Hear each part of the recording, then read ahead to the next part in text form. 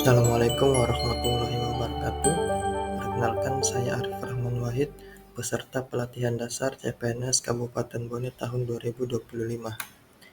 Pada video kali ini saya akan meresume materi yaitu isu kontemporer.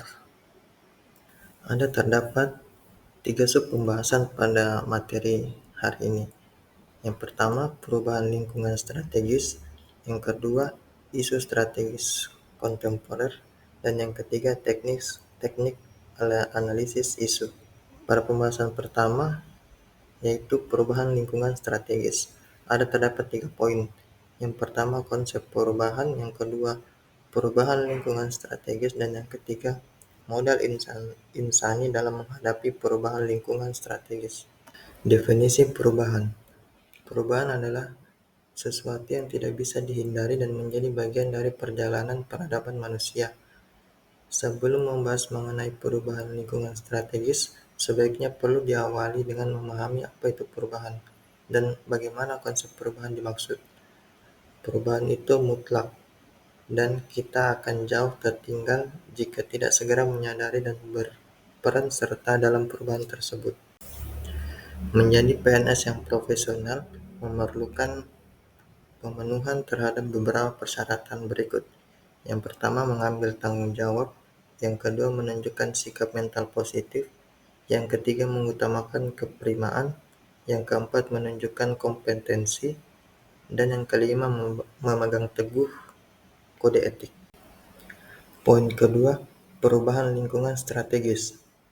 Ditinjau dari pandangan Uri Bronfenbrenner, ada 4 level lingkungan strategis yang dapat mempengaruhi kesiapan PNS dalam melakukan pekerjaan sesuai bidang tugas masing-masing, yakni individu, keluarga, masyarakat pada level lokal dan regional,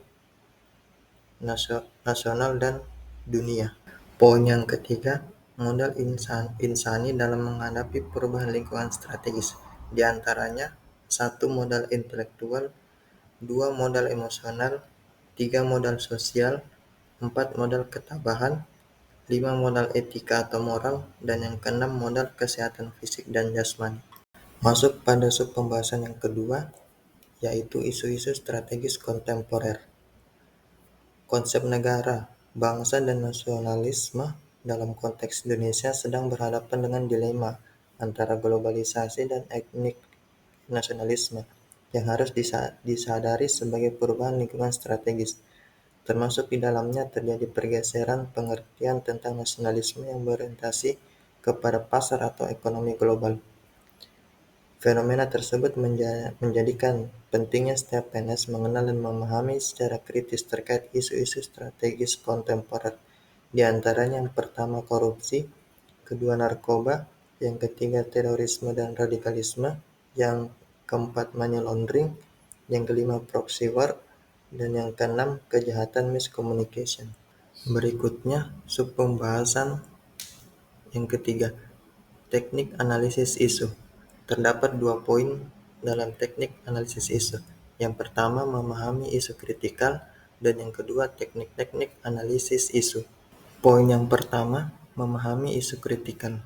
Secara umum, isu diartikan sebagai suatu fenomena atau kejadian yang diartikan sebagai masalah, isu yang timbul di ruang publik dan tidak ada dalam kesadaran kolektif publik, tidak dapat dikategorikan sebagai isu strategis kritikal.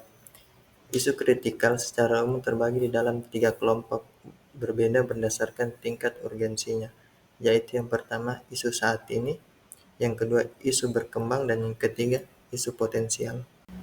Pada poin kedua, teknik-teknik analisis isu. Terdapat 2 bagian. Yang pertama teknik tapisan isu, yang kedua teknik analisis isu. Teknik tapisan isu terdapat 4 tapisan isu. Yang pertama, aktual, artinya isu tersebut benar-benar terjadi dan sedang hangat dibicarakan dalam masyarakat. Yang kedua, kekhalayakan, artinya isu tersebut menyangkut hajat hidup orang banyak. Yang ketiga, problematika, artinya isu tersebut memiliki dimensi masalah yang kompleks sehingga perlu dicarikan segera solusi secara komprehensif. Dan yang keempat, kelayakan, Artinya isu tersebut masuk akal, realistis, relevan, dan dapat dimunculkan inisiatif pemecahan masalahnya. Pada bagian kedua, teknik analisis isu. Terdapat 3 teknik analisis isu. Yang pertama, mind mapping, yang kedua, fishbone diagram, yang ketiga, analisis SWOT. Itulah tadi resume pada materi isu kontemporer. Semoga bermanfaat. Sekian dan terima kasih.